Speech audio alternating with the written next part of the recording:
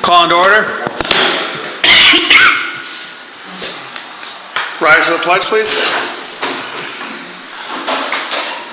I pledge allegiance to the flag of the United States of America and to the republic for which it stands, one nation, under God, indivisible, with liberty and justice for all. Mr. Russell. Okay. Welcome to all who have come to observe the meeting of the Iroquois Central School District Board of Education. There are two periods of recognition of guests listed on the meeting agenda. The first is for comments regarding agenda items. The second is for topics not on the agenda. Speakers may offer comments related to school operations and programs, but the board cannot hear personnel comments concerning any individual associated with the school system. Please address these concerns to the appropriate administrator. If you wish to be recognized, please fill out the appropriate form and turn it into the district clerk.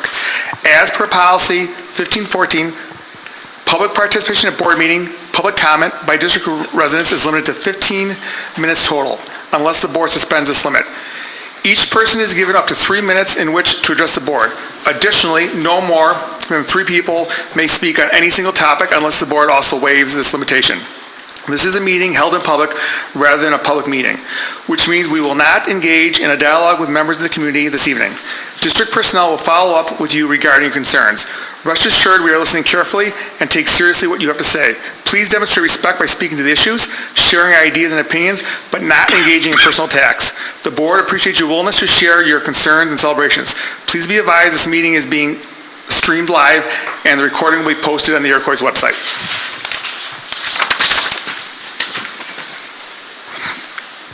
Do we have any guests? No. Okay, in that case, we will go on to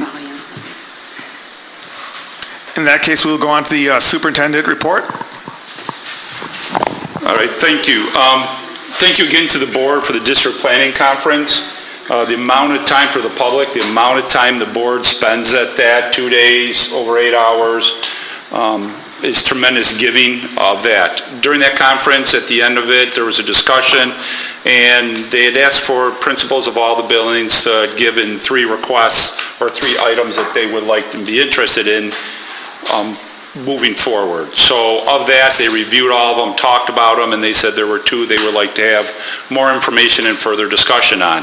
So in part of that, we do have Janice Cheney back, the department head for student support team, so thank you for coming back.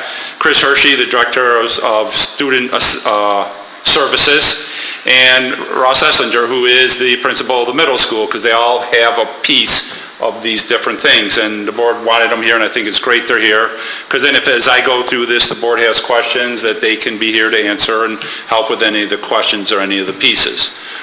John's also here as a business administrator, because that has to do with budget at different pieces, and Dave's here because it all ultimately comes down to HR and different pieces there. So for the agenda today, what we're going to go through and look at this is just the budget process. Well, you can read it up there of what it is, because these all have a piece in this. So the first piece is the budget process. Why I put this in here, because during the year, principals talk to me about different things they need, and they get responses from me. And during the budget process, they all come in and they present what they would like for their buildings. And that's where I have to sit with John, central office has to sit with John, and we have to say, this is what we can afford each year, and this is what we want can continue, these is what are important to continue. If something's not working, we take it out, which frees up funds. I'll use technology as an example. They review the programs teachers are using. If there's a low usage, they see who's using it, what for, and then they might cut that, and then they can spend money on something else. Or John could say, if they don't have anything to replace it, we can modify their budget and move that money to a different area. So that's consistently done. From there, we present all the ideas to the board. Then the board hears them, talks about them. It goes to the public. Then the public has it. The public votes on them. And then we go and implement that for the next year. The board asked John, and he did a great job presenting all the different codes, how everything is earmarked. Everyone says, oh, there's money you can find, money you can do that. But as you know now, there's earmarks for everything. And we do have some contingencies in there, because like right now, what is gas going to cost in June?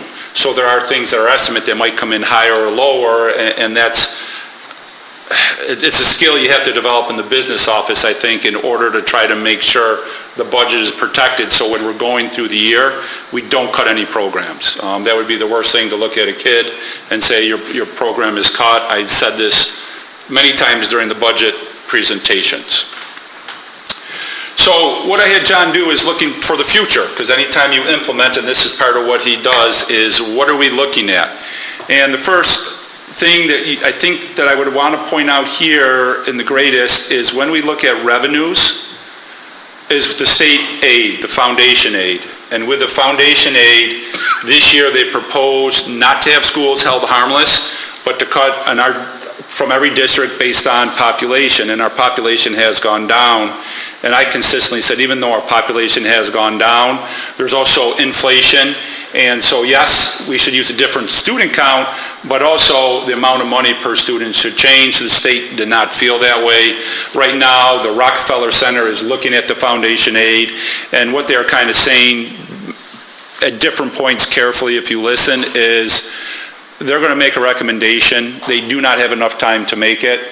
It's more about money than it is about anything else. And the governor has made a statement, I'll say April, May, where she has put the schools on notice that she will be withdrawing money from them. What didn't happen this year, she says, is she's planning on doing the next year. So we estimated what that would be. John reached out, I think it was the Questar, who's advisors in this. And over the next 2 years, we see where that changes. And then he's hoping to hold harmless after that. But who knows what's going to come out. And again, we're looking out to the future and guessing. We know where 24, 25 is supposed to be. But 25, 26, we do not know what the state, and this is one of the biggest problems with schools, is our revenue is so controlled by the state. Any questions on this slide? So then we look at our expenditures. What are we looking at expenditures? You know, we took some big areas here, and then he broke down the others, and he said all our expenditures 2.5% per year. Inflation is a lot higher than that. That's actually an unrealistic number to continue going on with what the school is. No offense to John, but he knows he has to try to curb it and make it to where it fits. Healthcare, we're doing well in healthcare. Other places are over 10%. If you look out on the market. And salaries, we kind of know where they are, but in 27, that's where we're renegotiating. So after that point, even that's an estimate. And you can see where those are. So it's nice. You see the revenues, you see the expenditures. What does it really mean? Independently, they're useless. But together, when you look them together, this is what you have. So this year we have a balanced budget. You look at what the state's doing and the other costs, and that puts us into a deficit. And everyone goes, $1.8 million. Oh my God, what are you going to do? This is not the first time we have seen that number. And this is where we've talked over the last 2 years during the budget season. And John had a nice slide in that in his presentations where he said, this is what inflation is doing. This is what we've been able to do with the tax levy increase and with the state increase. And consistently, our revenues from the state and from the taxes are less than inflation. So everyone has seen that slide. And so we're hoping for next year. John's working very hard, his department, on the cost of health insurance. So we're hoping to have a savings in there. We're hoping something happens with the state, but we can't go by hope. We have to go by, these are our estimates right now, and what are we looking for? And that's where we're looking for efficiencies to try to trim that. And honestly, the board has alluded to, and during this year, I think even last year, that eventually one year we will be looking to tax cap because we can't keep going under the inflation. It's just an impossibility. Any questions on that for the financial piece? So that plays into any decision we make for our programs and what we're doing, what we're implementing. And by all means, by looking at other schools, do we want to be the same as any other school? No, we always want to be better, but you also have to do a comparison to see what are they doing, how are they doing, how are they able to accomplish things? Are they doing something better? Are they doing it with less staff? Where are their efficiencies? And do we want to be like them? Maybe they're doing an efficiency somewhere that we feel is detrimental, and we want to have something in place. Or maybe we're spending money and we look at them and reflect and say, oh, we shouldn't be spending as much money here, and try to do it differently. So these are the schools that years ago the board picked. We picked them for multiple reasons. Social economic, they are the same wealth as we are. The location, they are close to us. Rankings, how they rank, how the successive students are. So these are schools that we feel are very comparable to us for one of those reasons. In this, because of what we'll be talking about, some are better than us and some are worse than us. So there are schools here that have programs that for SEL that I think are ahead of us. There are some behind us. So when you look at these numbers, you can see some with similar enrollments, some with a lot more, and you see what they have there. What does that mean? That's their number, but how much is this per student? Really, if you have, you see some ones up there for schools with social workers. Well, maybe their number of students in that school are a lot lower, so when they look at the ratio of how many people they can get to is similar to us. Then also, when we were looking at this, Dave was helping me, we said, well, really, and talking to different people, a school counselor and a social worker, they have very overlapping skills. So maybe one school district feels it's better to go with a school counselor, or they have better candidates there, or another one with the other position. So we did the totals there, so everything, to try to get it as comparable as possible. Here are the ratios we came up with, and we did the average at the end. So when you see this, for middle school counselors, we're at 240. The average is 282. I apologize for being a little dark there. And you can see across the board, School A does have a better ratio than we do. However, you look at social worker for School A, they're terrible. So that's why I would really want to focus more on the total support staff. What are they providing in those avenues where they overlap? And you can see we're actually better than them when you put the two together. In fact, going across, we have the best ratio for the total support staff below the average. You look at administration, you do the same thing. You look at the numbers, the ratio, we're below average, but there are some that have A is a better ratio than us. And unless I'm looking at it wrong, I think that's the only one. Then you go to psychologist district-wide. Again, this request was for district-wide, not for a building. We looked at the ratios there, and you can see we're above a ratio. Now, if you were to add one position there, that would significantly drop our ratio, but does it drop it so low or before? Because you get weird things where one person, when you divide it into the total, makes a significant change. And that's why some of the schools might have different sizes. So for the total support staff, is that district-wide or is that for the middle school? Total, that's just middle school. Because that request was for middle school. Okay. So for the social worker, school counselors, administrators, we just looked at the middle school for that. So we don't have, do we have any in this deck? I didn't see any, but do we have anything that's district-wide, what our ratios are? Not in this deck, but in previous presentations and talking to the board, I did talk about that, and I do have those with me, I'm pretty sure. I was just wondering. Thank you. Let's see, any other questions on these slides? So the next thing I did is I talked to Ross, and I had him, I said, you talked about a position, put a title on of MTSS, support specialist, because they were supporting it. Ross reminded me, it's a lot like what we did for RTI when we were headed down that road of developing that, of we need a position and we need a person to do this, and here are the skills that they want in it. Did the same thing for psychologist, and same request. And so then anytime you have all these skills and abilities, when you look at this, the next step for them is, do you have a position that does it? Do you have a job description that covers it? So I looked at it. I had other people look at it within the district. I had people look at it outside the district, and I said, what are the right titles for it? Because when you hire someone at a school district, it's not like a private industry where I can hire someone and give them a title. They have to have certification for it. So what are the areas of certification? And then you also have to look at the union's own positions. So if you have someone doing X amount of work, in fact, we had that happen this year where a union came to us and said, this person's doing this work, it falls under this title, we have the right to that position. you have to make sure all that's in alignment. So when I looked at the middle school requests of all these items, I looked at the psychologists, I said, where do they fall? And looked at the job descriptions. I didn't put them all in here because they're 1 or 2 pages, but the board all has copies of them.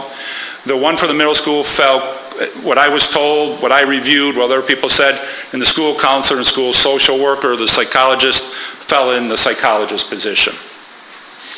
So then what we did is we took those and we said, well, what is the cost for those? We picked step 4. Reason we picked step 4, whoops, I'm sorry, did you have a question? No. Okay. We said step 4, why we picked that rather than step 1 is just because of the current hiring climate of where we're finding people that we've hired. Because you have to remember, this year we have added positions for SEL. We added a position at the 4th and 5th grade, a school counselor. We're testing, it's not a complete ad because we're doing it through a grant for the Family Resource Center, so we had to hire those people. We know what we hired them at.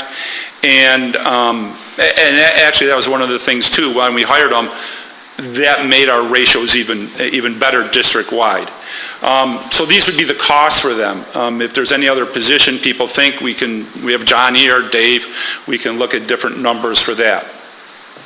So in order to afford these, because the question was how can we support their 2 requests, we said, well, John gave how there's a budget presentation. He talked to you about all the codes and how there's every single code and all the money's earmarked for something. It comes up to these 3 spots. If you increase class size, that has an impact on what you're spending out for staffing. You reduce programs, available students, that has an impact on those, both changing costs to the district. But if you remember, the principals all ask as a group, don't change anything. So if we're looking to fulfill different things, and that's one thing when we put a budget out to the public, we really try to forecast. John tries to make sure there's enough in there so we don't have to change anything to the students throughout the year, because that's the worst thing. Knock on wood, we've never had to do it. That kind of earmarks us up into reserves. We typically try to put $1 million into reserves each year. We always actually try to get more than that throughout the year, because what does that do? It helps us with capital projects. It helps us have no financing to the local taxpayers, because we already have their tax dollars. So they're paying for it, but by this we know what it is, so they don't see their taxes going up and down with that. So I'm trying to think if there's anything else. Nope, that's the last slide. So hopefully this got all the data the board is asking for, with understanding all the implications of fiscal, staffing, job titles, and the requests. They're all here, because I know you asked Janice a direct question at the presentation, so she can answer it again, I guess. Are you? Yeah, I'm all done. That's it. I'm sorry. Just should have a question slide. Just to start our discussion here, there's a couple things I want to say, and I'll try to make this monologue as quick as I possibly can. First, I want to thank Janice, Chris, and Ross for being here, because you're probably here because I asked for you to be here, so thank you. I know that Dave and John just love spending time with us, and so does Mary Jo, so that doesn't count. I really spent, a lot of time, thinking about this, and I really feel that the decision that we make at this meeting and throughout this year will have lasting impacts in this district for up to a decade when you start looking at financial impact and where we are. And I feel that, I kind of explain it like this. If you guys are familiar with the Lady Justice blindfolded, holding the 2 scales out, that's kind of how I look as our role as a board, that we need to just listen to the data and information provided and weigh that. And that can be very difficult at times, because feelings and emotions get involved. We really need to be able to weigh that. And I know I have faith that this board will come to the right decision, and not hope, because I really don't believe in hope. Hope's kind of a beggar, faith just, goes through and gets stuff done and jumps over the fire. How we're going to do that, I feel, is we need to do the right thing for the right reason. If we do the wrong thing for the right reason, or the right thing for the wrong reason, we will fail. And by fail, we could, fracture a board. We could, sow distrust with the administrators. If the community does not feel we're acting, in a responsible manner, and if we do anything that affects the students as a whole, that would certainly be a failure if we go down that road. That said, we really have to balance. And when I look at, modifying amounts to reserves, I feel with the financial picture that would be irresponsible to our community. And then for as far as reducing programs or increasing class size, the threshold that would have to be met in order, like at least for me, to support that will have to be high. Because no one here thinks that's going to be good to do. So that threshold's going to have to be high. That said, just to begin the discussion, I just want to ask the superintendent really quick, what is your recommendation and where do you overall stand on this? And I think that, thank you for asking that. Where I look at it is what has the district done and how are we moving forward? This year in this budget, we added a school counselor to improve the ratios. This year, by doing that, that improved the ratios K through 8. Didn't do anything to help the high school. We talked about that all throughout the year multiple times. You look at where we're headed fiscally, and to put something in, to have to rip it out because of money, I don't, especially when you see the numbers here, like if the state was saying you have lots of money, and all of a sudden they change their mind, that's one thing. But by them already saying you're on notice, when you take those into account, I don't see how you can move forward with adding a position. I don't.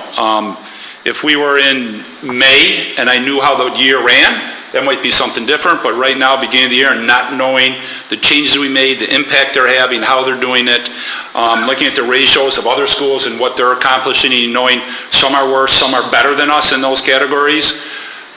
If they're doing it, maybe we should be going and looking at them and seeing how they're doing it to match it, if they're accomplishing it. What aren't we accomplishing? By all means, I always think there can be more social emotional help. I've always saying that, but I can't see moving forward with a position at this time. That being said, I guess, Ross, Chris, and Janice, I know we kind of talked about it at the conference, but where are your feelings on it, or what is your case, or what is, just so we can have that information? Mary Jo has a mic for you guys. Otherwise, people at home can go won't hear first. We have been asked over the last number of years, I would say 5 years at least, we spent many years focusing on the academic side. In order to do that, we put together a lot of processes and procedures to support kids. And with that, there were positions that we had to hire along the way, and we did. And we are where we are now, because of that. Over the last few years, we've been asked to, and we've looked at MTSS.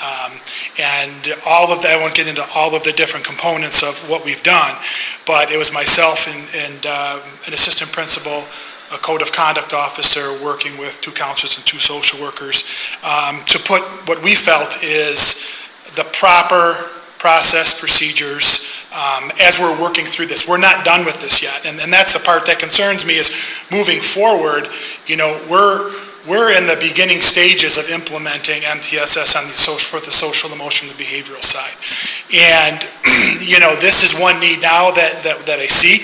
The other piece that I do see with this need that we've been able to do is it's been in a leadership capacity.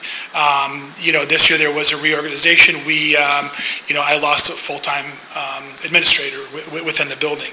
And, with that, with the process and procedures of what that person has done, began to implement Tier 1 strategies, working with staff, supporting staff on how to do that when we make these changes, and training teachers is a big part of it, but it's also who's there facilitating. You notice in MTSS, I put it as MTSS support specialist, is I believe was my title with the different job description. It was you saw a lot of facilitate, coordinate, a lot of those things. It's someone who's going and running those meetings and laying the expectations out of, here's what we're going to do. These are next steps. Here's what I expect to walk away and be able to do. I do that on the academic side. The code of conduct officer and our assistant principal has been focusing doing that on the social, emotional, and behavior side. So, it's a process that's been built, and I just have to say, many of those schools that were up there, I don't know, but it would be my guess that at least half of them have been within our building within the middle school itself, coming and saying, can I come and visit? I heard your motto is, the best in our area. Can we come and watch and hear from you? How do you design a schedule to meet these kids' needs? Because you take all of this and you build it within a master schedule. That's a whole nother, piece, but it's a lot of people working together to make these things happen for kids. And, many of those schools have been saying, how do you do that? What's our first step? Many of them is changing a schedule. And, so I know our program is functioning as I feel is the best that we can support kids.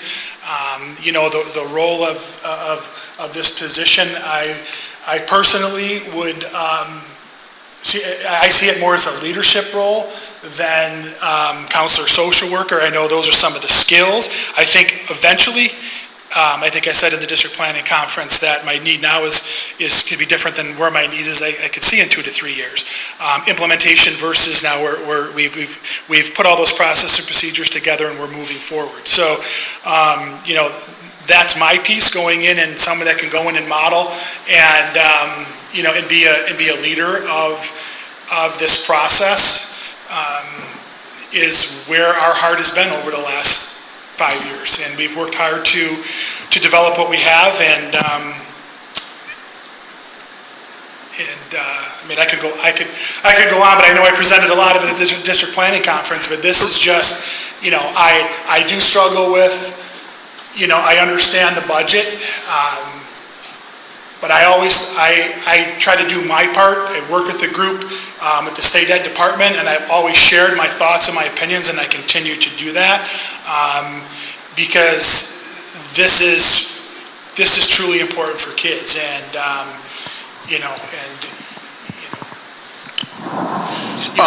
So I have a question.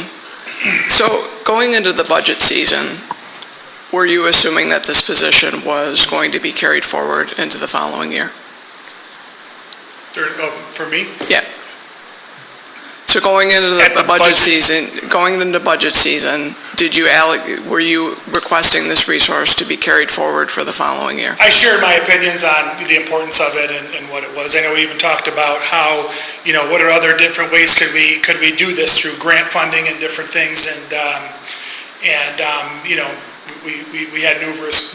I think at times I drove Doug crazy because it was a weekly email and discussion of here's my thoughts for this week, and trying to see, and also how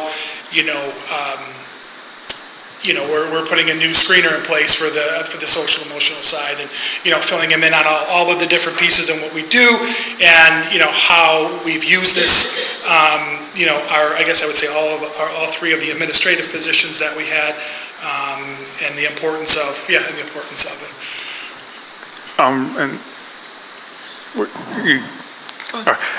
Ross, and sometimes sitting here I get to ask that tough question, so you can throw something at me afterwards. But sincerely, I have a lot of admiration and respect for what happens in that building. Both my children went through that building, and has always been a really positive experience. So my question is, when we look, from the board's lane of fiscal and policy, when we look at it from fiscally, when we look at the numbers, our middle school is on par, better, or maybe slightly lower than some schools, but as a generally, we are better on par, and with support staff, we have some of the best ratio. So asking from the community and from a fiscal point of view, with already having one of the best ratios, why would we need to add into that building? What's different? What does the board need to know? That's a fair question. I think where we are, I think with some of these schools, and I don't know what other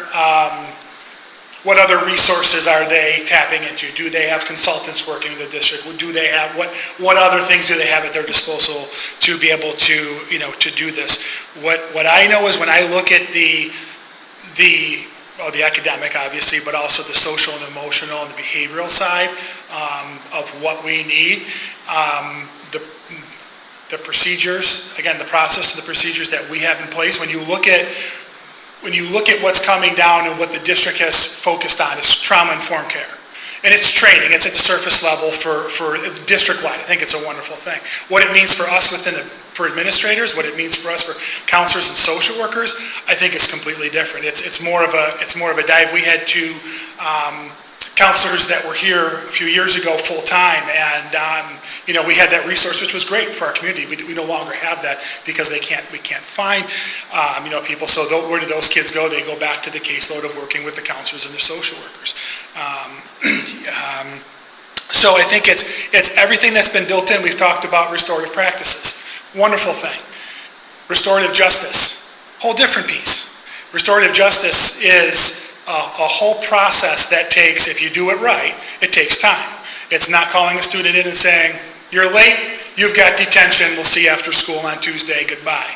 It's sitting down and having the conversations with that student, calling the parents, working through, because many times it's not necessarily an easy solution. When you look at the ACEs data, I know that Chris presented, we've talked a lot about this, adverse childhood experiences. It's what our students are coming to us with. It's not, and many times it's not an easy solution. Restorative practices and restorative justice, it takes numerous meetings. You're speaking with one student, you're bringing another student in, you're calling both sets of parents saying, I'm going to be facilitating this conversations on this day, just want you to be, tell me a little bit about your child. So all of the things that we're doing, it's time. It's what's worked for us. It's what we've been able to do with having 3 administrators in the building for 4 grade levels. The communication that happens and communication is a must when you're working with families and you're working with difficult situations. So, I think that's just one piece to, I understand the ratio, but, I don't know where these schools are. I guess I would say with the academic, I've worked with a lot of these schools, knowing where they are just on the academic side, and then moving to the social, emotional, behavior side. I don't know where I don't know where they stand with any of this. I know many of them have come to us and said, okay, tell us what you're doing. How do you do this? And 9 times out of 10, what comes up with, and I always start with in those meetings, I start with the staff that I have in the building. Because I say, this is what we have, and these are our process procedures, and here's how we support it. And, I'm very upfront about that because it is difficult. You can't do many of these things when you're, if you don't have the people to be able to do it. I turn on the news, and what I see last week is the youth mental health crisis. It's not going away, and I think, to be able to lead by example and to be able to lead a process that works for kids is why I've been very vocal about, this role and in a leadership role of rolling our new Tier 1 program that we're going to be doing out, as well as many other important aspects of our MTSS plan that we've created. That's where I struggle. We've created this plan with the staff, and and we know what's working. That's the difficult piece, losing that full-time administrator. I could keep going, but I know. My concern with continually saying losing a full-time administrator, what I hear from the community, rightly so, is yes, but you also lost a grade level, and we hired a full-time administrator for opening the II building. So there has to be some balance in that would offset some of these issues that are happening in the middle school, because some of those students now are in the II or will be part of the II makeup. Yeah, we talked about that, especially at the counseling level, because the laws have changed in the last 4 years ago. When you look at the ratio, especially for counselors and social workers, we have our social workers do most, not all, but most of the IEP counseling. Our school counselors do, aside from all the CSD meetings that they have to attend and all the meetings, they have to meet individually with every student. So this is, when this happens, this is going to allow them to, to really dive in deeper with the careers and all of the things that we want to do for the students. It's almost as the comment that I think I did say it, the planning conferences, you feel like now with this, we can be proactive in those measures to meet the regulations that have changed that were not funded as they came to schools and they said, okay, here you go. You look at the counselor's role, I think I said too, is, on that list, the counselors and the administrator roles have really changed, I think, the most significantly over the last 10 years. But bingo, you just said it. Mandates and regulations that were not funded.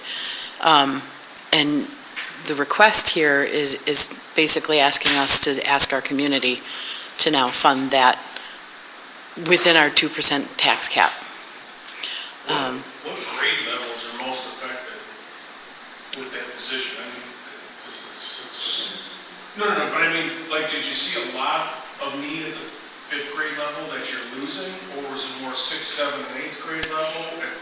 I think it's balanced. I think as they get older, it's obvious, there's more, how do I say, social media and the different things that, that are brought to the table.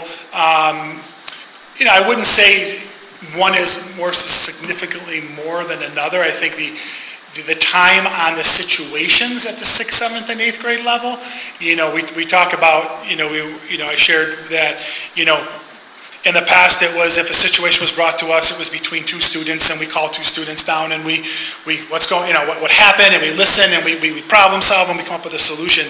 Now, many of the situations that we have with social media, there's many more than 2. Calling all of those students, calling those parents, and working these, working situations out. That's more, I would say, at the 6th, 7th, and 8th grade level. The situations aren't just small. They manifest, and with social media and different outlets that students have, it's not taking us a little bit of time to bring 2 students together. It's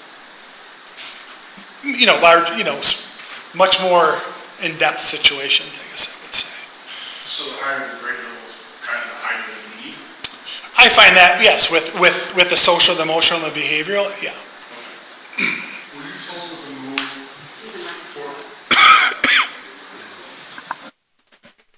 Were you told that with the move, them moving the 4th graders up to the main campus, that we were going to lose that spot? It was said at a board meeting that I believe it was stated that the funding was going to be moved. So I had a conversation with Doug and said, does that mean? What was your answer to that?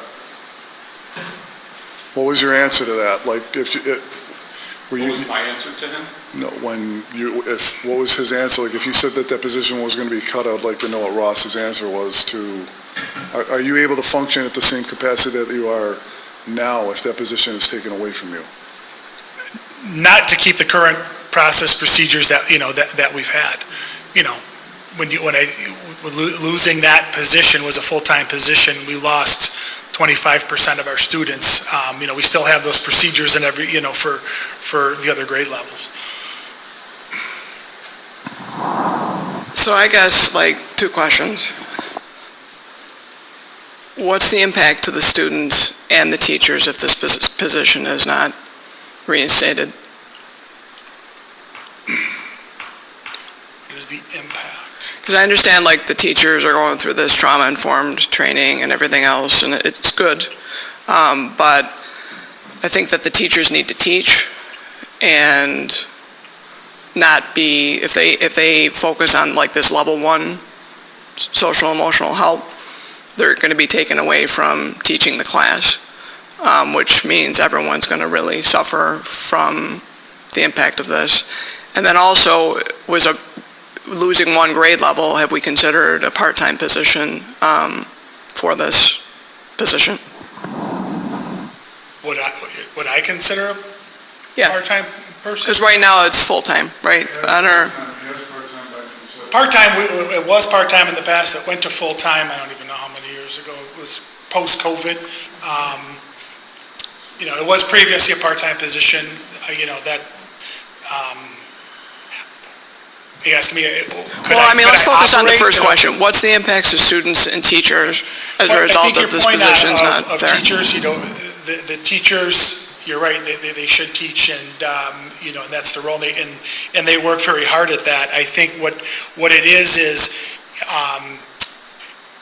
we, the three administrators, our goal is to be in the hallways, in the lunchrooms, in team meeting times, and I think that's where the support comes in, because if there's a situation that's happening, we've broken up, we've had 4 grade levels, a counselor, social worker, and administrator, counselor, social worker, and administrator, they have individual meetings, then we have full meetings once a week, but they also then push into those team meeting times, and it's supporting, okay, what's happening, let's brainstorm. If we're going to put a plan into place, it comes back to the MTSS team.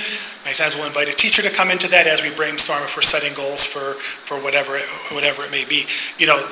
That's the support I think that the teachers appreciate, and that's what we've been able to do in our in the last 4 or 5 years. With what we have developed, that's what we've been able to do, to be in there and be visible and meeting with staff. So that's, I feel that's important. So the teachers are going to be expected to take more on? Are they going to be expected to take more on? The teachers are going to...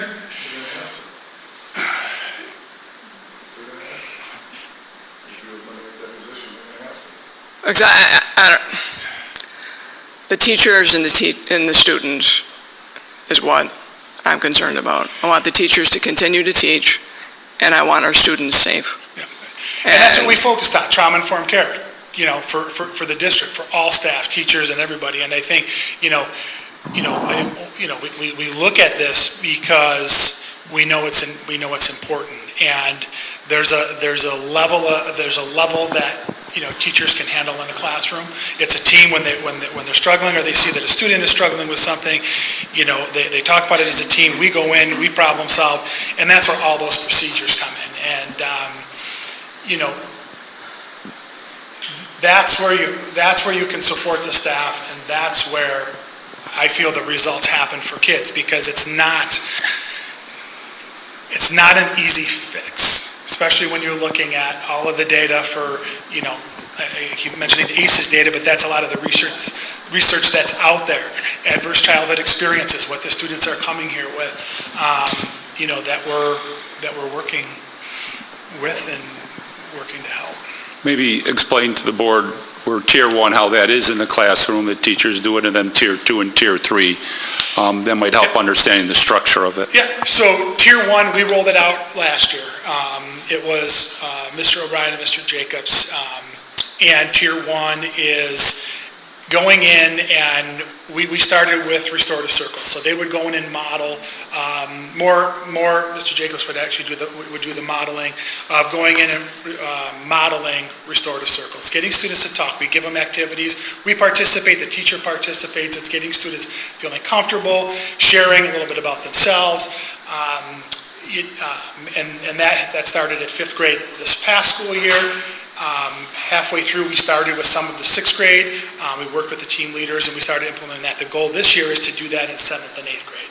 So that's, and we're actually meeting with Mary Jo. We're looking to have there's a lot of things that we do now, but we're looking to say, is that research-based? Because we have to be able to progress monitor. If we're implementing something, let's say the Tier 2 or the Tier 3 level, there's a lot that builds into that. Are we able to monitor? We have to monitor student progress.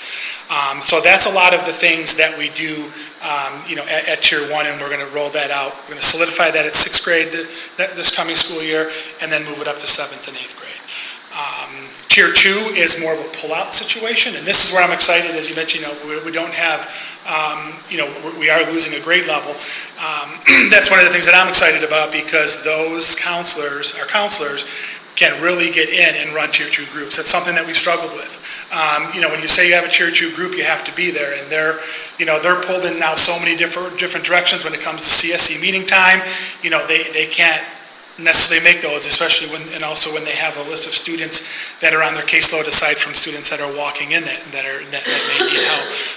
That's one of the things that I said, okay, we can get to Tier 2 groups, and we've had conversations of how are we going to progress monitor skills that we're working on. There'll be multiple groups depending on what the need is.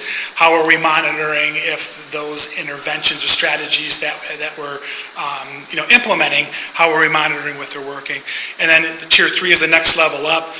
Counselors or social workers, have much smaller groups. It may be individual, it may be small group, but the tier 3, when students are in crisis, you're pulling those groups in, or if they're at that need, you have to be there. The tier 2 groups is where, it's difficult to do.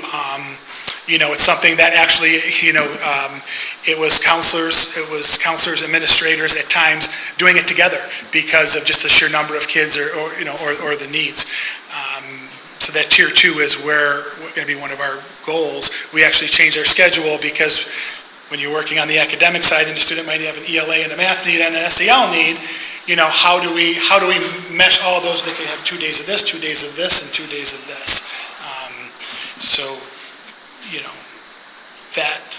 Did I explain the tier 1, 2, 3? Did that answer? Can you explain the difference from the position from when it was part-time to full-time for the newbie who doesn't know? When it was part-time, I believe it was code of conduct officer, and then it went to, you have to help me with this one, Doug, full-time code of It was always code of conduct officer, and it seemed with the 5th grade there, you heard Ross say how, like the tier 2, 3, now with the 5th grade not being there, there's more time. Tier 1 is something that's implemented by the teachers in the classroom. It's not something where other people come and do. Tier 2 and tier 3 are. So it's that training of the staff. You heard Ross say how they were trained. So 5th grade it should be trained by now from what he says. 6th grade, I think you said, is halfway through being trained. And you can hear how the counselors have more time. But trying to answer your question, how did the code of conduct officer change? Correct. Really from job description and what it did, it really shouldn't have changed much at all. Well, no, I wonder, what's the difference? Like, what were we paying part-time? What are we paying full-time? Was it 30 hours versus 40, 22 versus 40? What? It went from a 0.4 to a 0.6, and then we talked about a 0.8.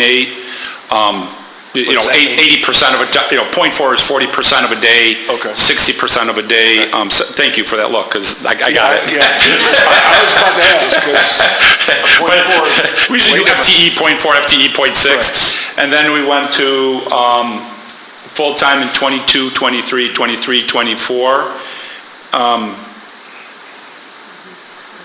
If that's right. But I know when we talked about doing it, it's one of those things because the 5th grade was there and with that added work was one of the concerns, because what I was trying to do is alleviate the time off for the assistant principal and principal to get in and do these trainings, to talk to the teachers. And when I say to do the trainings, really that's not a fair thing, because the experts in it of these trainings, so he mentioned circles, that's one thing.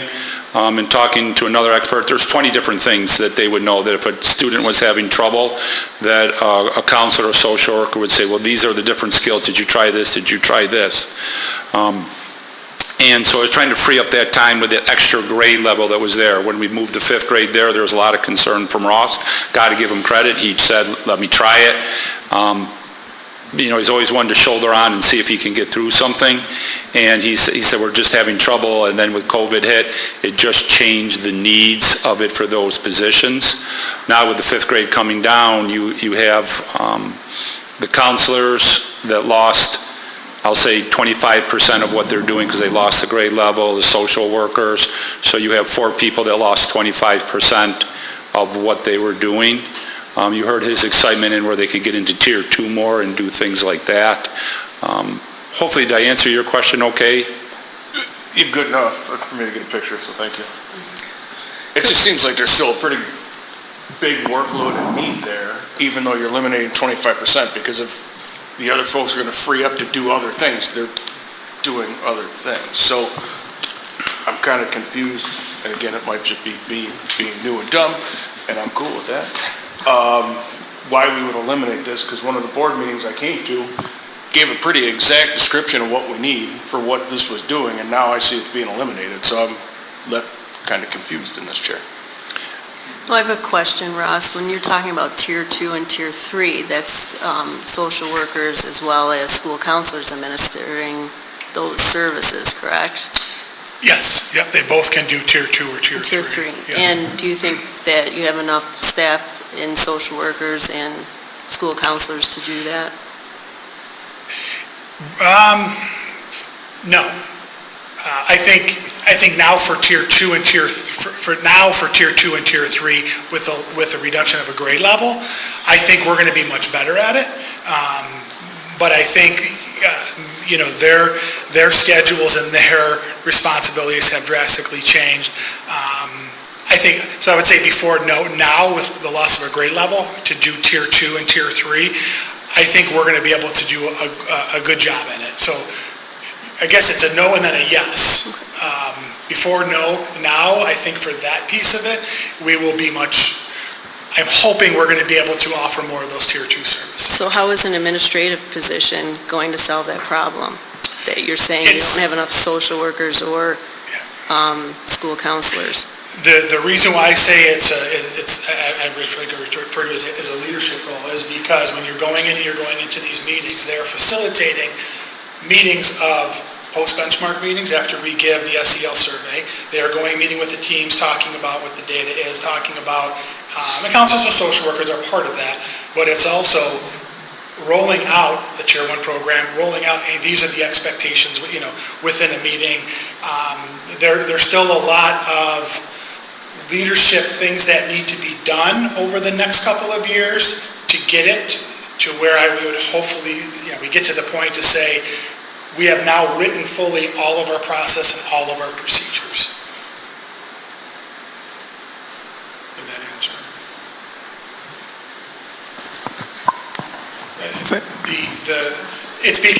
It's the way that we've done it, and that's the we've all had our roles over the last few years, and I tend to focus more on the academic side when those meetings. The assistant principals tend to, because this is new. I mean, I'm part of those meetings when we're talking about planning, but as far as rolling all of that out and running those meetings and being the leader and the facilitator and what the expectations are, and here's what next steps are, and being the support for the teams and the team leaders, going into those meetings is where I feel the need is. Thank you, Ross. Anyone, any other questions for Ross?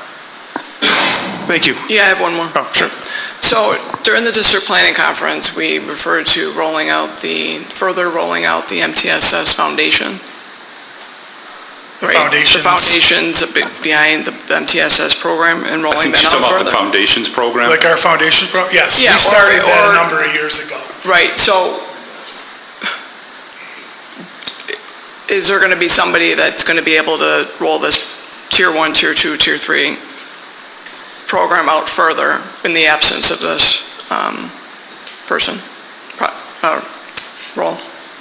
Because we did mention it during the conference, like, is it going to be, who's going to be responsible for the MTSS program if this person's not continued? Because I'm still struggling to think why we thought it would be a good idea to begin with, to cut this position when we're in the middle of a mental health crisis, especially with kids. So it really bothers me to know that we're going to cut a position that interacts with kids, students, staff, parents, grandparents.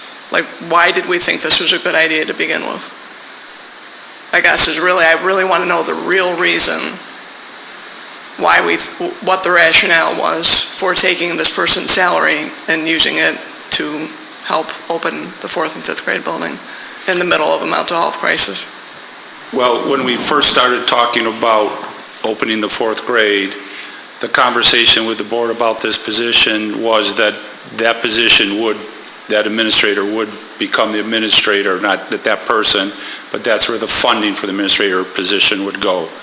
In opening the 4th grade, we did add a a school counselor at the 4th grade, which then impacted all the ratios at the middle school, so therefore the ratios are better than it was before. So overall, we are better during the social emotional crisis than where we were. But are we? Like, what data are we using to support that?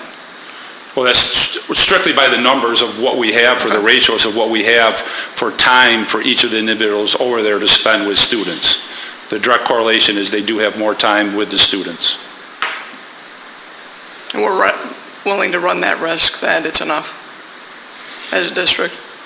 And I guess that's the million-dollar question because, as a previous board member said, how much of the social-emotional do you want to take on, and how much money do you want to put towards it at the cost of other things? Because that's where we have to balance everything. Social-emotional is something, like Ross said, is prevalent throughout the whole nation. That's why we made a move to have a person come in to try to have the Family Resource Center, because a lot of the problems that kids are having, they're taking up so much time, are not programs that we would take care of, or not issues that we would take care of. The suicide, the long-term mental health, and that's why you have to get them into the counseling to get them out there. But there's one more position we're hiring that does not have boots on the ground. No, and that's It's going to be a another. person that is trying to enlist outside services, which already have long waited lists. So I guess hiring another, I'm not challenging what we're trying to do with the Family Support Center. I think it's a good idea. I think we need to think it out further. But having one less person being boots on the ground, interacting with these kids, I'm very concerned about what the outcome of this is going to be. So,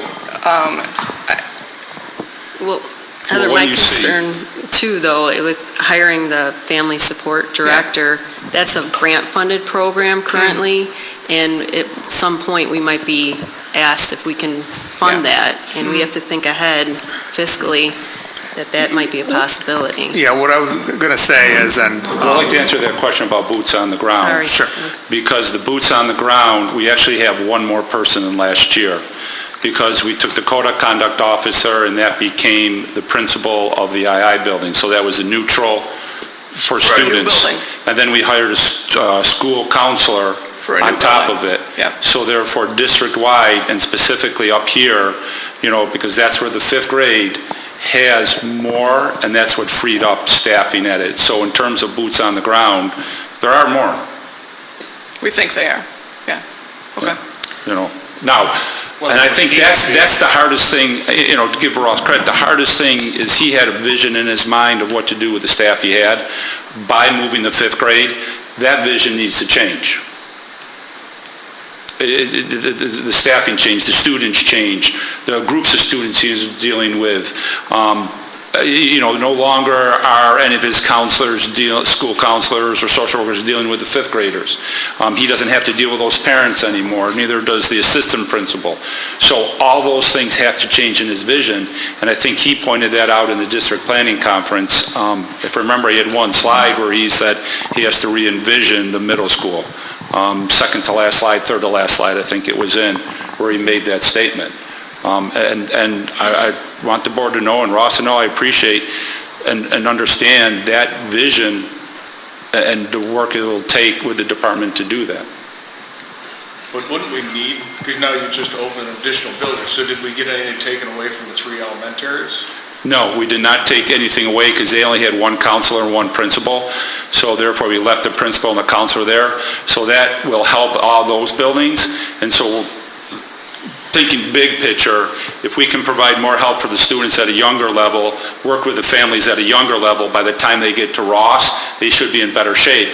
That's well and good 3 years from now, but what does Ross do next year for the people coming in? So, I see both sides of it, and that's where, by him having better ratios, they can get to the people better. By trying to get that outside counseling, hopefully that will work better too. And were you done, Doug? Yes. Okay. The one thing I want to say that's, I think is never, a popular thing to say, but it's a real thing. I think what, Ross said was thought out. I think it does make a lot of sense. I think the strong, concerns that, Heather voiced makes a lot of sense. But the part is where it becomes very difficult is, I also once said that I think that in education, teachers should make way more money, administrators should make way more money. We should have the halls could be paved with gold. You could have pools. you could have, field houses, but at the end of the day, all these things still, what people don't like has to come down to money in the community, where we are trustees and we are financial trustees of the community's money. So, their tax dollars. So the concern I have, and when we run budgets, setting aside, a projected, I know it's really early, John's $1.8 million deficit, and just setting that aside for now is, we've made a lot of changes. We've, added a counselor, added a building, moved a grade. So the one concern that I would balance on the other side is, if we continue to add staff into our district, and the community doesn't let us see us run with the changes we've already made and see what the results are, we run the risk, when we go back into budget, and if we have to go for a higher tax increase. I just think that it's the other side of the coin. It's the other side of the coin that, when it comes down to students and children and families, that, is uncomfortable to talk about, because it is, the dollars. But the community doesn't think that we made any cuts per the newsletter that went out for the budget. So I think that there's not a lot of strength overall, though.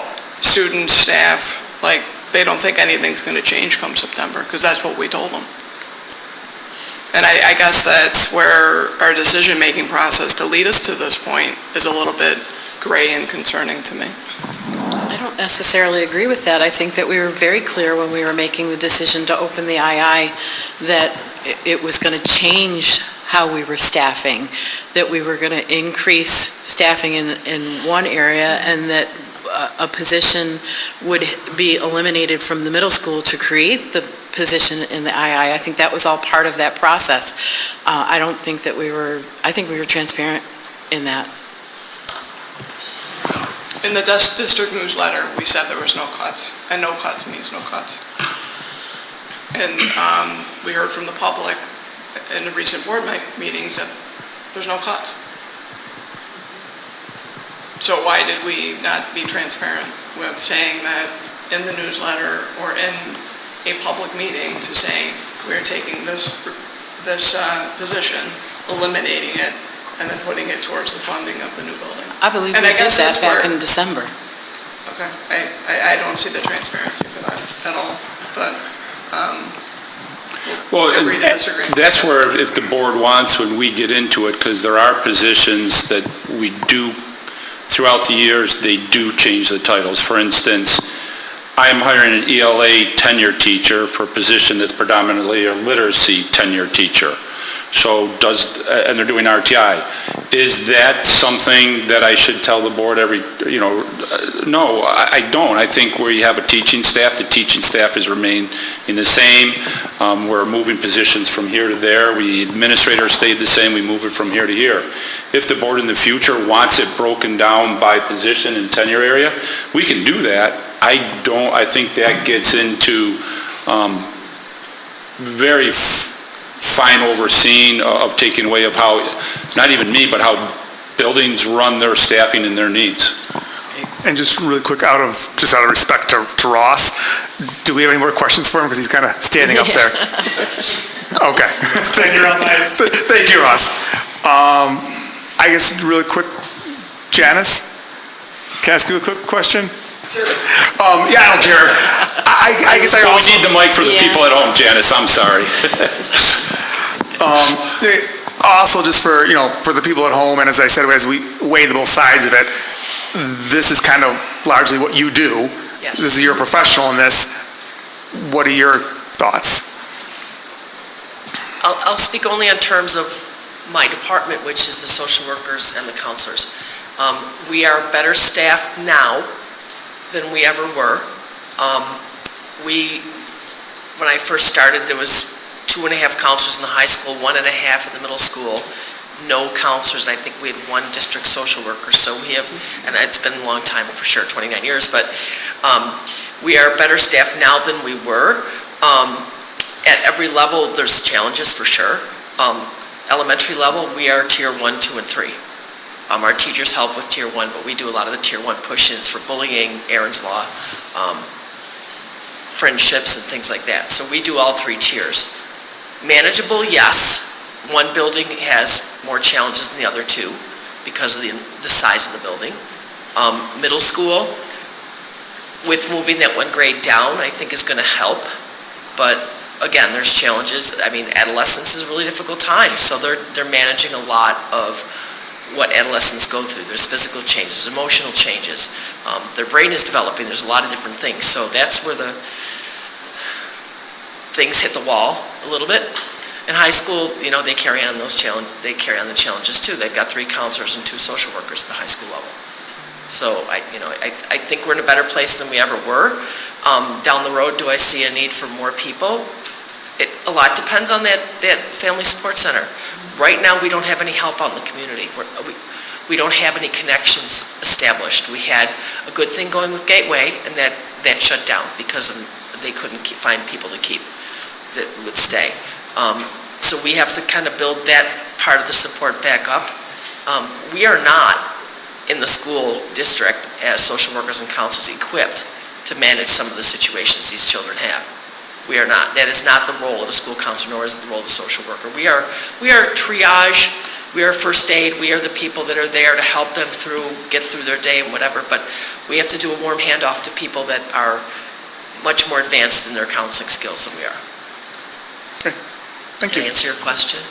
Yes, it does. Okay. What's your thought on the position being cut? Pardon me? What's the thought of the position being cut, that person's role? The middle school position? Correct. I'm not in that building to see how the administrative team balances and juggles things. As I read the list of the role, there's a lot on that person's plate. But I'm not in the building to see how that is balanced and how that is handled. I don't know how they divvy up the same role in the high school either. So they've got the same types of things that they have to manage in the high school. I don't know how they divvy it up either, to be honest with you. Who would know that? Of how they divvy it up? Yeah. Well, Ross would know explicitly how to divvy it up because he's in charge of the building. And then how he explains that and how we get the list and then looking at his job descriptions. And then it comes down to, I think, what Jim said, there's things we want and there's things we can afford. And that's what you have to balance. We're adding a person, kept administration the same. We're trying the family support center, which you heard Janice say that is a big piece. I think it's also a big piece. She didn't say that it takes up the time of the counselors. And so when you alleviate those, now, if that doesn't work, we could be back here next year saying something different, of saying that didn't work, it didn't help. So by all means, we keep reflecting, we keep looking, we keep refining, but this was the path that we went on for this year in order to have the things be better. As she said, we're better staffed than we've ever been before in our history. Does that mean that's the amount you need? That's a tough one, because what's going to happen, what issues are going to, you run into another COVID, I don't know what would happen. If things start to keep balancing out, what do parents do? What type of people are going to move in here? There was a school district close to us, they thought they had everything right one year. They had a whole bunch of kids move in, this was in special education. They went $800,000 deficit. What do we have, in the budget to take care of that? We don't, if that same thing happened here. And that's why you have to watch it.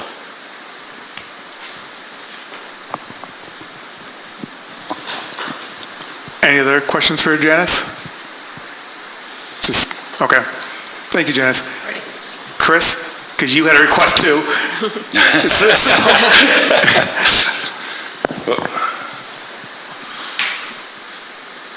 So my request,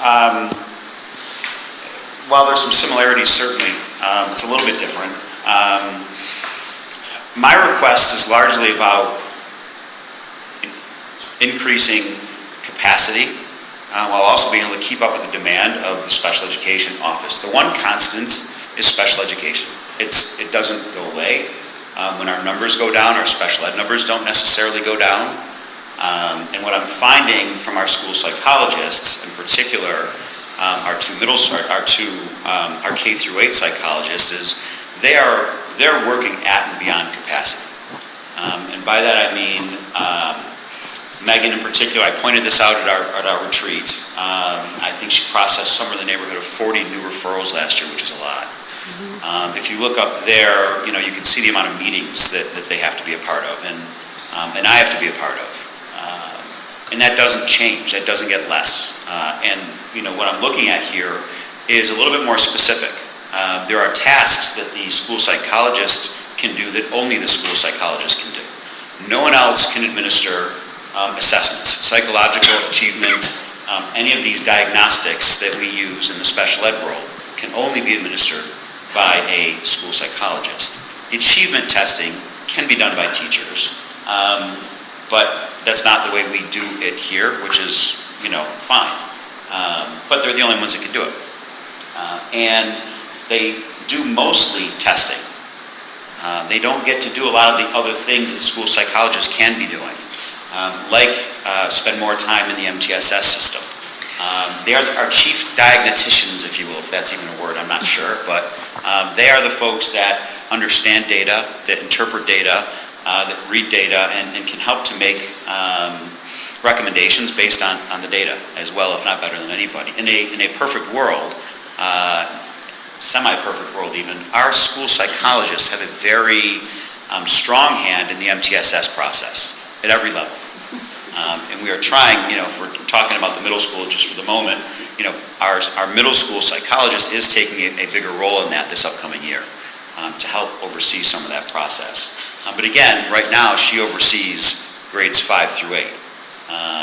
So she's got some of the II in there. She doesn't know it yet, but it's probably going to end up being 4 through 8 because I've got to balance capacity amongst our 3 psychologists in a way that makes it a little bit more equitable and manageable for our psychologists. I look at this more as a global need, as a K through 12 process need. Certainly K through 8, most directly, but even at the high school level, because I have to start shuffling things around amongst the 3 of them to try to make it more manageable. We lost a psychologist a year ago. Unfortunately, we were able to replace her with a good one, but part of the reason was the capacity. It was a lot of work. It was a lot of responsibility. And one of the first things I identified when I did show up here a couple of years ago was that we were where we have filled in other places with counselors and social workers, with our school psychologists, we're lacking in numbers and their ability to do the work that they need to do. 3 psychologists for a district of our size is not a lot. And if you look at the numbers, you'll see that we're on the lower end. When you're just talking about psychologist to student ratio, we've got 3 district-wide, which is on the low end. And again, considering the work that they do, the specific nature of the work that they do, it's a little bit of a different ask. And I know getting up here, and I'm just glad to even be at this point talking to you guys about it, because when I was asked for the wish list, I just threw it out there, seeing where it would stick. And the fact that we're even here talking about it is great. The other piece of this is I am the Director of Student Services, not the Director of Special Education. So that means I've got other responsibilities, yet over 80% of my time is tied up in special education, partially because I'm doing some crossover work that really keeps me in meetings a lot. You'll see the number if you go back. I think we did somewhere in the neighborhood of 460 school-age meetings alone, and I'm a big part of many of those, though not all of them. The psychologists are the ones that are at every single one of them. But new referrals, transfer meetings, all of those high-need students, I chair myself. And I want to do less of that sitting in meetings behind a computer screen all day long and more of getting out and doing student services work to help support the entire process. So it's a capacity thing. My request is a capacity thing, not just for the psychologists and the work that they do, but a little bit selfishly for myself as well, so I can have a greater hand in doing other things other than special ed work, mostly. Sitting in CSD meetings for a large portion of my time seems, I can be more efficient if I can be out of those meetings doing some other things. So, for me, it's, when we look at the overarching needs of the district, the psychologist fits in to the request of the middle school, certainly, because there's very many overlapping responsibilities. But there's also this chunk of stuff that only they can do. I also take a look at the entire system and where everybody fits, and I've been trying to start to put people into places, trying to better identify, if you will, what is the role of a social worker, what is the role of a counselor, what is the role of a psychologist, where do they overlap? Are we efficient enough with all of our folks that we have on our team? I think that's another good question to ask that I've certainly been trying to study on my own, just to see where we're strong, where we're weak, or where we can, maybe not overlap so much and increase capacity overall. To me, that's, some of the student services work as opposed to just the special ed work that comes with my job. So, I'm a little bit more, my request I think is a little more black and white, because I see it strictly as a need based on numbers. I would, with the opportunity, I would redistribute the K through 8 responsibilities for the school psychologists. I would get one of them a little bit more involved in preschool because it's such a big thing and it's growing. Most of the work in terms of evaluations, initial evaluations, are K through 3. That's where the vast majority of the new referrals are. But then you have reevaluations on the other end for the older kids that come in 3-year cycles. So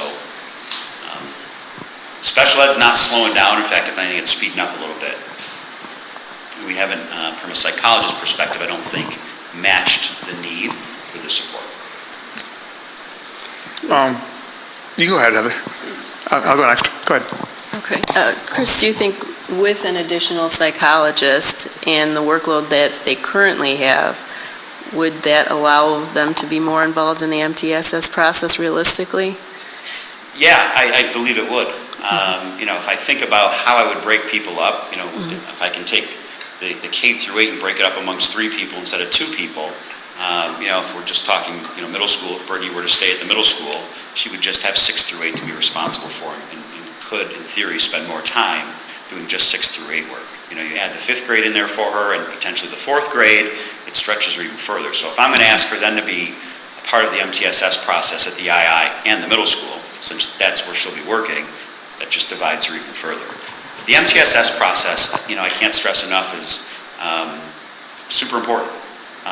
And to have our psychologists involved in that only make that process even more valuable, even more valid and reliable because of their ability to interpret data and initiate intervention. Thank you. Chris, as Ross did, I know, I hear your need, I understand what you're saying. Sure. So I think that's pretty straightforward on both cases, but my question's going to be, or what say you is, what happens if we, all the changes, with the II opening up and the counselor, we let that run for this year, and then as we start the budgeting process for next year, doesn't mean there's going to be money there, but what say you to that, so we can kind of see where everything falls out and what the effect is?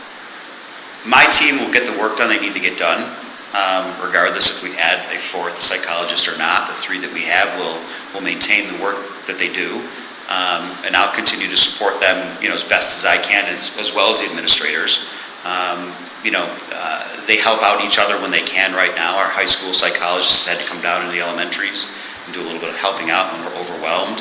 Brittany's kind of gone both ways from the middle school up and down, so we'll get the work done. I wouldn't sit here and tell you that we can't get the work done, because we have for the past couple of years, and the team's awesome and they'll continue to do that, but I do worry long-term about maintaining that level of work, and it's not just the level, it's the quality of work as well, for me. Sure. Thank you. Sure.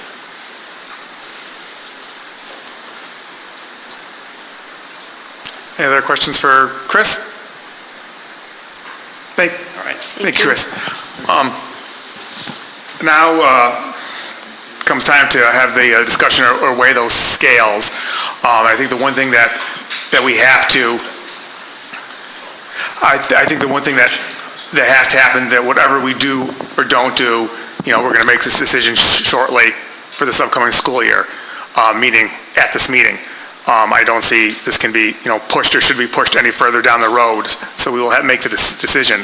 So I guess it's, so how that would look like is after we have a discussion if the board, wants to instruct the administration to create a position, we can, have that, make that motion and see if it's supported. But for right now what do you guys all think? We've heard people talk, and now it's time for you guys to chime in. My immediate thought is that this needs to land in the laps of our legislators. They have continued to hand down mandates and requirements, and they have not funded them. We are in this position because we need the money, and we need the legislators to give it to us. This nonsense with foundation aid and taking away money from districts when we are clearly struggling. I think every legislator in New York State needs to spend the hour and a half of our recording and listen to this and hear, because this is not happening just at Iroquois. It is happening at schools all across our state, and it's time for them to stop messing around with our foundation aid and start paying for the things that districts need. This is not a uniquely Iroquois problem. That's where I'm at, and that is where I will focus my energies this fall, speaking with our legislators at legislative dinners and breakfasts, and meeting with legislators, and just continually telling them the foundation aid formula, stop messing with it. It's time to get serious and look at what the needs of districts really are and start funding the mandates that they keep pushing at us.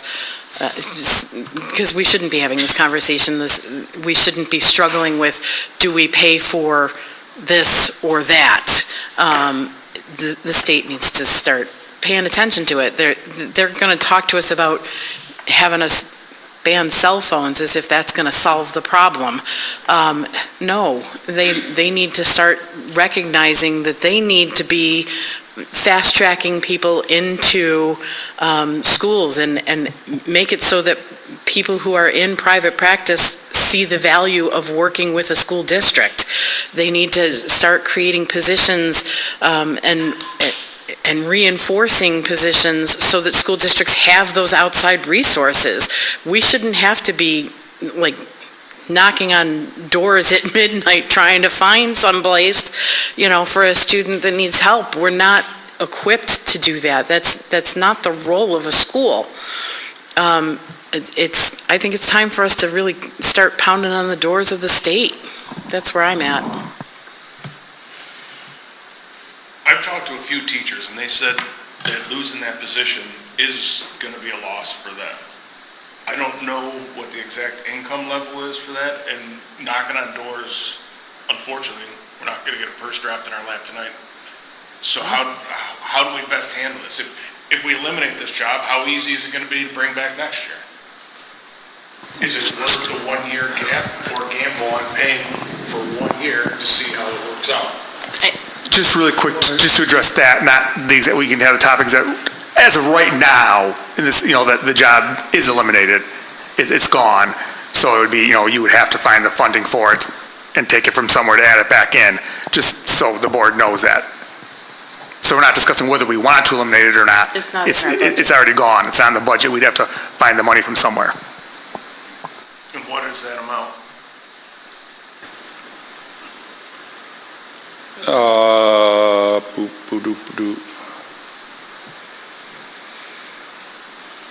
For those positions, that's the amount. If you're talking about another position, we'd have to ask John what that would be. Well, this code of conduct officer, what was that amount? I mean, is it? That's Administrative role. I want to say that step 4 would be it'd be a lot more than the step 4, so you'd be in the 100,000 by the time you got down to the end. Well, the current position, I think is Todd, is that what you're? Yeah, that's what I'm just wondering. What The current position was being paid more, I don't know the exact amount, but it was paid well north of step 4, which means you would be breaking 100,000 down at the end by the time you put everything else in there. Because you have the salary plus the FICA, the insurance, and so on. And actually, the insurance would actually go up being an administrative position. They don't pay as much, so you would be north of 100,000.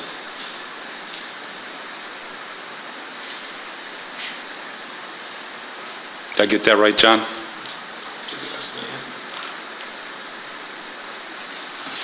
I agree that we have to ask our government officials, but if there's a need for it now, I mean, how long would it take to get our legislators or our government officials to approve?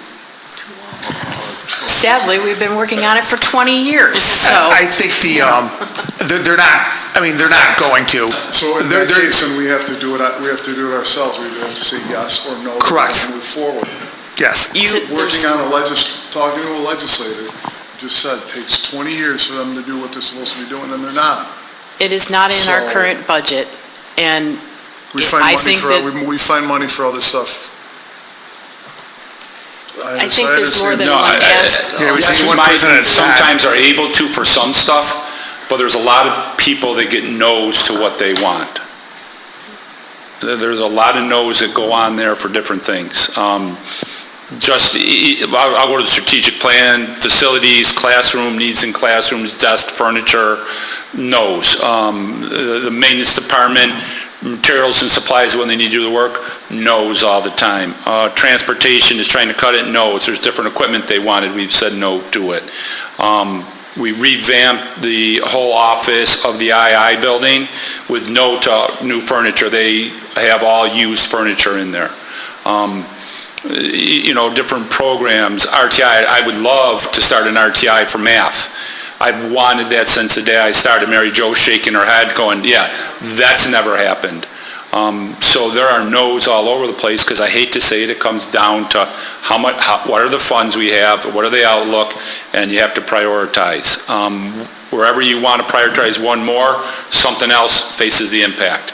And whether you do it, then you modify the reserves and lessen reserves. I got a room in Wales that's flooding every day right now, and we're ripping a wall out to try to put it in there, and we have a capital project coming up. We'll be talking the building condition survey, so that will impact the taxpayers and what they have to pay on it.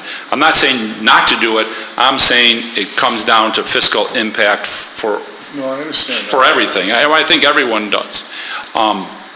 And that's the hard part. So when you look at changes in what you've put in, how much further do you want to keep going down that avenue, or do you want to try what you have and then see where you end up? And that was the decision that I put forth to the board back for this budget. We made changes. We implemented, we did add a school counselor. How is this going to impact? And then we came in with a grant, and with the grant, we were able to try the Family Support Center. How is that going to impact? Is it going to work? And if we go knocking on the doors, I think Todd said, and we don't find anyone yet, then we got to rethink that position. But if you do find people, because Ross has said, these crises we have are things that we used to use Gateway for, I believe it was. And these are, and Janice said, these are services our people don't do. They'll just be tied up with this. It won't make us any better. That's the hard part. And to implement something this year and then rip it out next year and rip out more because of the budget, that's the hardest thing to do. I was here when we had budget cuts, and I had all the students lined up about clubs and modified sports and everything, and that absolutely sucks. And people are like, well, why is the administration doing this? And I gotta be honest, I had other superintendents when I talked to them about what's going through here and saying, what am I doing, or how's it doing? Should I reflect on it? Should I do it different? And they said, you got difference of opinions. One is, yeah, you better watch out because of what's going to happen next year. And other ones that said, oh, take the position and worry about it later. Well, you see other districts where they end up in financial crisis. I don't want to end up in financial crisis. We just had an outgoing board member that one of the last things he said is that the reason that we're on the board is to do what's best for every Iroquois student that is here.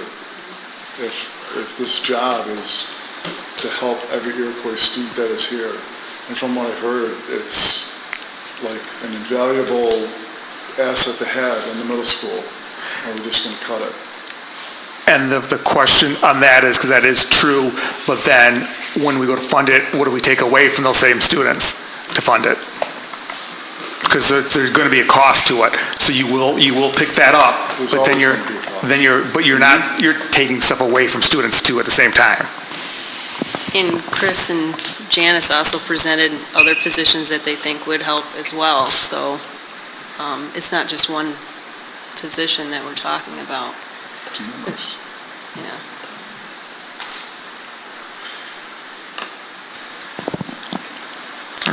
And honestly, that's why it comes to the board level, because it's finance. I think my concern is just that we have the grant for the family director, and we have to see how that's part of trying to solve some of the issues that were presented and see how that plays out. I think they're scheduled to present to the board in November. Yeah, I don't have it with me, but 3 different times throughout the years. 3 different times to see how that's going, and then, that, like I said earlier, might be an ask going forward to fund that as well, so. Yeah, so if that Putting goes another great for a position. year, right? So if that goes great for a year, that position works out great for a year, then we have to find the funding to continue Correct. that project to continue on. Yep. Correct. And honestly, it might not. That's why we reached out to Gateway to come in here and work with it, because we did not have the funding to support any of that. And it worked well, the program grew, but then, there was staffing, that I believe was the thing with them for Gateway. But also for Clarence, that has a family support center, which they covered in the NISBA conference last year. I think it was Clarence, most positive it was Clarence. They have 8 social workers as part of their family support center. 8. To help with families in the district, where I don't think that we have enough resources right now to help the students and the staff, let alone expanding it to the community. So, the family support center, I agree, is a good idea. Sweet Home, thank you. So, Maybe start next time. yeah, Sweet Home. it's Sweet Home, and the difference there is that Sweet Home has a partnership with the town. So the school district isn't responsible for paying for all of those employees. The town has taken a big chunk of that. So,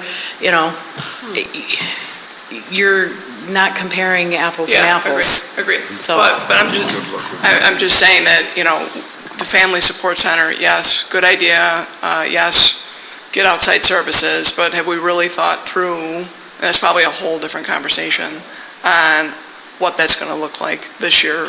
Who's going to guide the person to do what the district expects? How is it going to get rolled out? I think it's in its very early stages. Well, those are all administrative roles. They've all been thought out. Chris will be overseeing the position as it is, and that's why we're doing the reports to the board, so we can keep you up to date. How many households are in the Iroquois district? I don't know. I used to know that number in the business office, and I don't want to put John on the I spot. want to hurt your brain. I was just 14,200. Plus or minus. And I just want to say about the family I was gonna say support 27. director, I think the idea of it as well, and Chris, jump in, is that we want to help families and these kids when they're younger, so that we can help them as they go through school and the problems don't exacerbate as they go through. So I think that's early intervention is one of the keys that we're trying to accomplish with that, I guess. From the grant, yeah. So, hopefully. But I mean, I think you still got kids going through, so, you've got to have that Band-Aid while you're building that. And you're kind of taking a block out in the middle and hoping for the best. It's like playing Jenga. I don't know, just seems a little weird.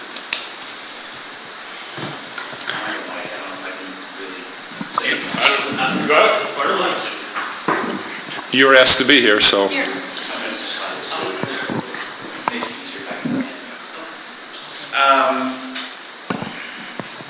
This is taking us down another rabbit hole.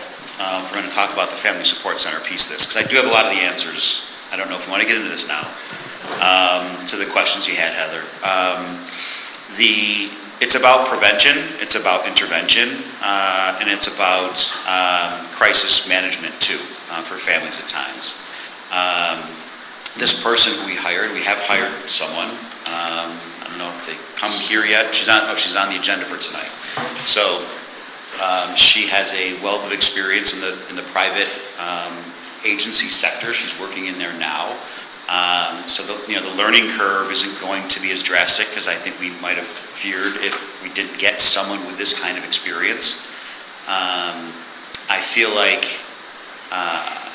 as we've all sort of highlighted here, that piece of this and the work that she will do can't be understated in terms of the intervention capacity that we have for all kids. It's not we're talking a lot about the middle school, and some of the issues that I see that I'm concerned with are not just middle school issues, they're K through 12 issues. So, her ability to intervene is going to happen quickly because of her experience. We have I'll be working directly with her. The grant has provided funding for us to provide mentorship. Speaking of Sweet Home, the Sweet Home Family Support Center director will be working with us to mentor her a little bit. Julia is her name.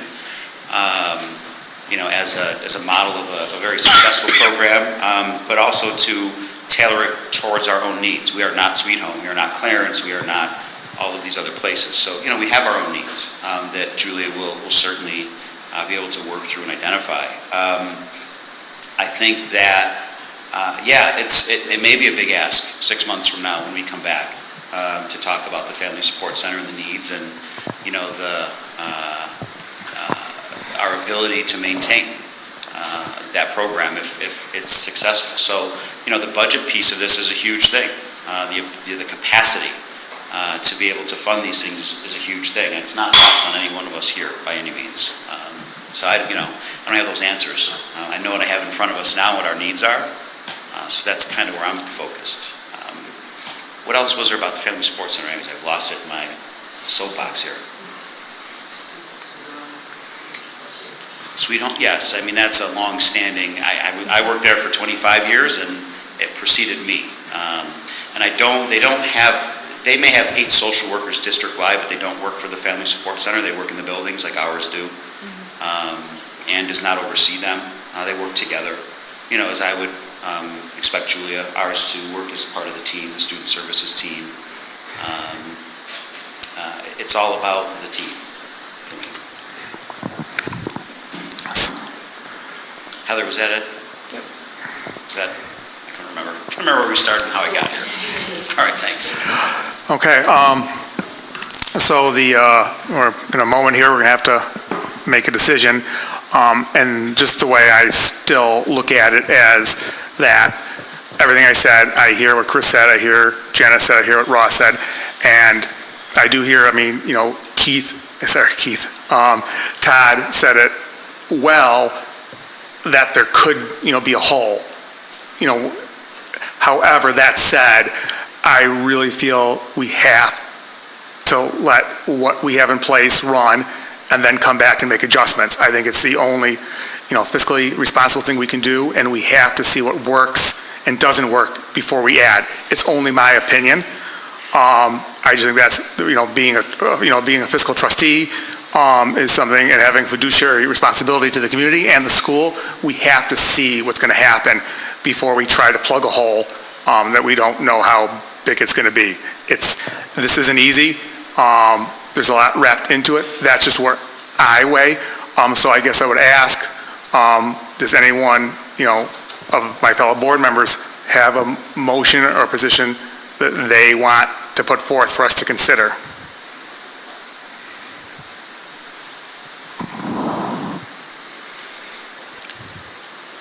From my perspective, I think that the position should be, the middle school position should be reinstated because it's too risky to be below the line of accountability of let's wait and see. There could be life and death at stake, and I feel that that position was budgeted for at the beginning of the year. Situations changed. It was cut because we thought that was a good idea, considering the grade level decrease was taken away. And I think it's too big of a risk to not have it in place and wait and see. So that's just my thoughts on the matter. So, I mean, is that like making I just want to get right, is that you I making? thought we were just going around like, Oh, just okay, what okay, our cool. thoughts Yep, were. fine, Yeah. yep. So that's, Jane? I would say that I agree with you, Jim, that we have a lot of things in place. We made our determinations. We knew what the implications were when we were making our budget.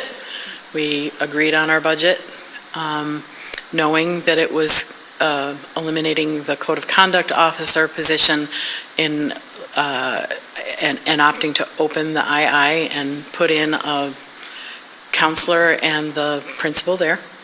I think we've already made this decision, and now we're kind of backpedaling.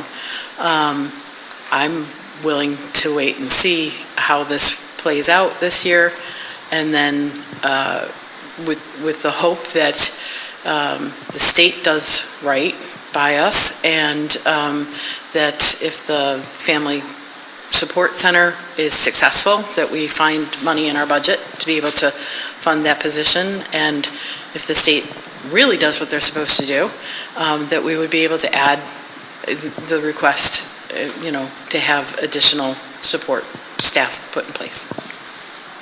Bob? Heather? Todd? Well, I'm at a slight disadvantage, so I wasn't here to help build the budget, so I got that going against me. Being a money guy and a budget guy, again, I gotta speak kind of half out of turn because I wasn't here to build the budget. It seems like it's an important part. It seems like there could be money to be found because there's always something silly in every budget, right? Whether it's a household, a business, a school. I think it's something that should say, just from the feedback that I've gotten from teachers, parents and that's all I have to go by right now. So that's what I have to bring to the table, because I wasn't here for the budget. The community likes it, thinks it should stay, so I guess that's where I have to leave it, is I think it should be stuck back in, because that's all the feedback and knowledge I have. Okay, thank you, everyone. Does someone have a motion of the board members? So in other words, someone would have to someone like Todd, I make a motion to reinstate the code of conduct. That's where we are now. Someone's got to do that if they want to.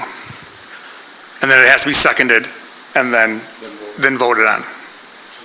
Tonight. I'll second it. Okay, so the motion to reinstate the code of conduct officer was a motion by Barry and was seconded by Keith. Oh my God, sorry. I know we're so close and hung together too.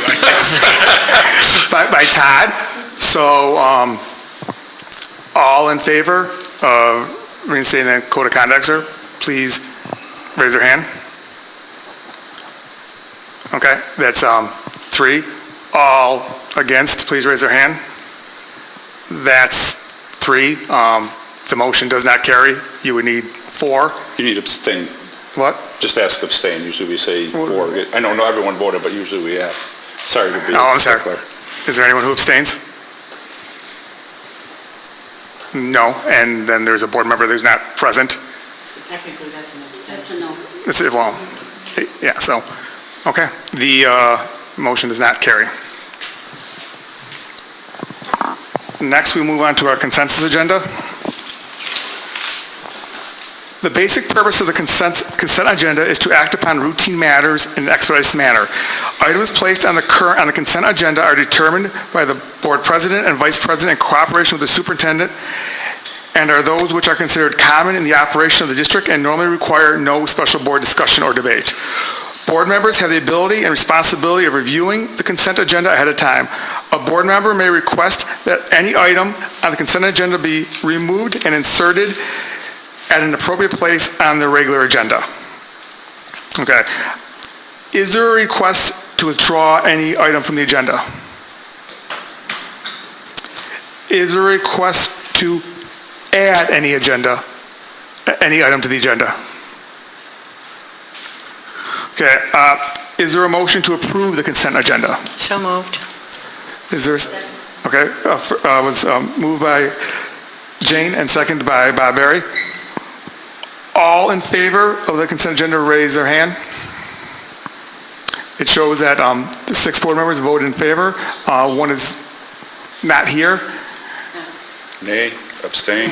Well, is there anyone votes no? Unanimous. Yes, unanimous. No, because you No, have one it's abstain, one person not here, that's why we But the asked. motion carries. Who abstained? Keith isn't Keith here, so he abstained, doesn't he's count, not that here. falls under abstention.